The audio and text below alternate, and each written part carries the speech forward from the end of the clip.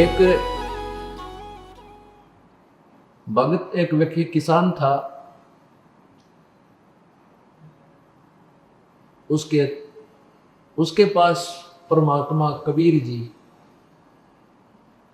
जाया करते थे साधु संत रूप में। उसको समझाते थे, भाई चौधरी साहब भक्ति कर लिया करो, जैसे विचार देते थे भक्ति करो, मानुष जन्म बार बार नहीं मिलता। हमने जो पढ़ाई पढ़ रखी होती है वो उल्ट पढ़ रखी होती है। हम कहते हैं कि अभी भक्ति करने का समय नहीं, हम तो बुढ़ापे में भक्ति कराएंगे, अभी तो बच्चे पालने हैं, बड़े कराएंगे, का क्या करनी है, शादी करनी है, लो करना, मकान बनाने। लेकिन संत बताते हैं कि भक्ति करने के लिए कोई समय का सीमा नहीं है।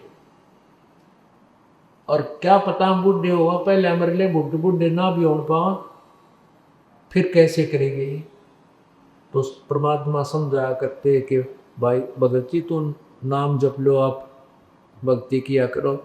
लेकिन वो किसान कहता, बाबा जी अभी तो बालक छोटे छोटे हैं, बड़े बालक हो जाएंगे, हाँ फिर मैं आपका उपदेश ले लूँगा। अब संत को तो मालूम होता है कि ये अनजान है, एक तो इसने ज्ञान को नहीं, फिर इसकी दुर्गति होगी, तो बार बार आते रहे। जब उसने बालक ब्याह लिए, शादी कर दी, पोते भी हो लिए, परमात्मा फिर गए कि चौधरी साहब एक किसान अब तो नाम ले ले, भक्ति कर ले। नो बोला, बाबा जी छोटे छोटे पोते हैं, बच्चे खेत में काम करते हैं, इनको मैं रखता हूँ, खिलाता हूँ, हैं, और रुक जा 5-4 वर्ष और रुक जा, फिर तेरा नाम मैं जो अवश्य लूँगा। अब परमात्मा फिर गए, तो 5-4 वर्ष के बाद परमात्मा उस किसान के घर फिर गए। देखा तो किसान नहीं था। बच्चों से पूछा, पिता भाई तुम्हारा पिताजी कहाँ गया? उन्होंने बताया, जी 4 वर्ष हो गए पिताजी की मृत्यु होगी। प्रभु को तो पता था। वही व्यक्ति वही मर के बैल बन गया। उन्हीं की गाय के बच्चा पैदा हुआ और उन्हीं के वहां बैल बन गए, खेत में हल जोत रहा। हल में जोत रखा बेटे ने। अब वो परमात्मा यानी कबीर परमेश्वर वहां खेत में गए, लड़के से कहा, भाई लड़के एक बार रोकना इन बैलों को, खेत में हल में जोत रखे थे।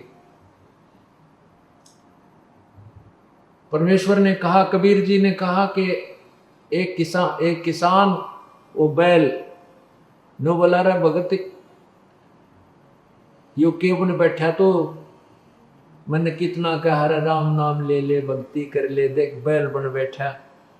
आजा तुझे अब तेरा ये शरीर छुटवा दूं बैल का, तेने मार दूं और फिर तुझे मनुष्य शरीर दे दूंगा, तू भक्ति कर लिए। तो वो क्या कहता है बैल के, बाबा जी तेरा दिमाग खराब हो रहा है, मैं यहाँ मर जाऊंगा, मैं बैल नहीं रहूंगा, और ये बच्चे और बैल लावेंगे निकम्मा, और वो बढ़िया काम करे नहीं गए, बड़का को टोटा हो जाएगा, बच्चों को घाटा आ जाएगा, तू अपना काम कर, मैंने लगा रहने दे। अब परमात्मा चले गए। 5-7 वर्ष पाछो बैल भी मर गया।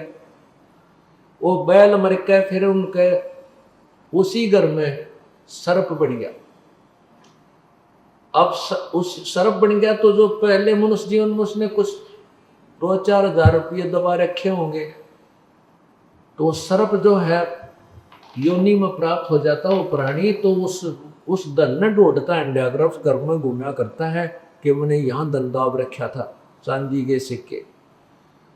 वो किसान की आत्मा सर्प बन के आया था वो धन ढूंढन।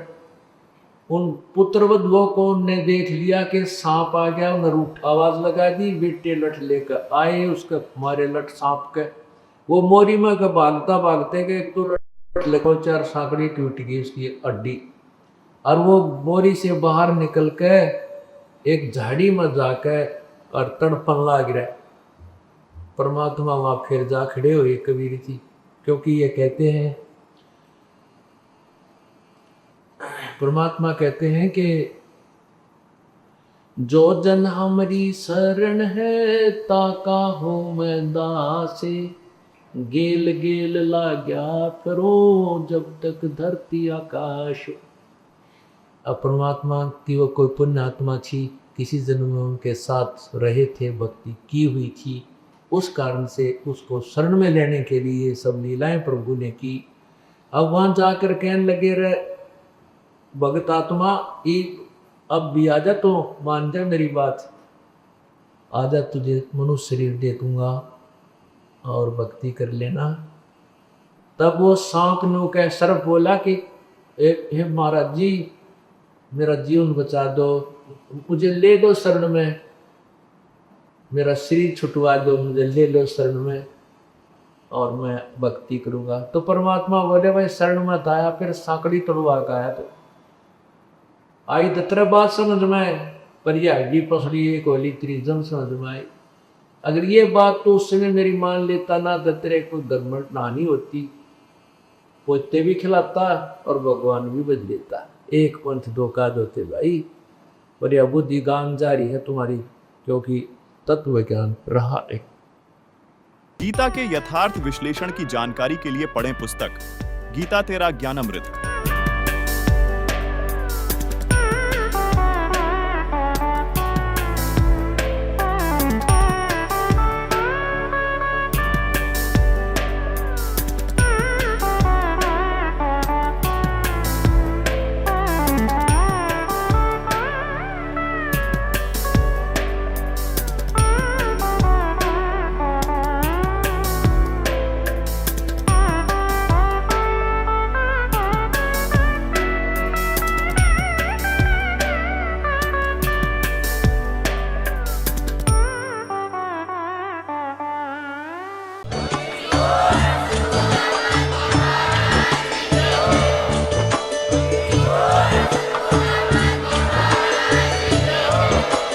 आप सुन रहे थे जगत गुरु तत्वदर्शी संत रामपाल जी महाराज जी के मंगल प्रवचन। अधिक जानकारी के लिए विजिट कीजिए हमारी वेबसाइट www.jagatgururampalji.org। संत रामपाल जी महाराज जी के शुभ आशीर्वाद से पूरे विश्व भर में 500 से भी ज्यादा नाम दीक्षा केंद्र हैं, जिन पर संत रामपाल जी महाराज जी द्वारा ऑनलाइन निशुल्क नाम दीक्षा दी जा रही है। अपने नजदीकी नाम दीक्षा केंद्र का पता करने के लिए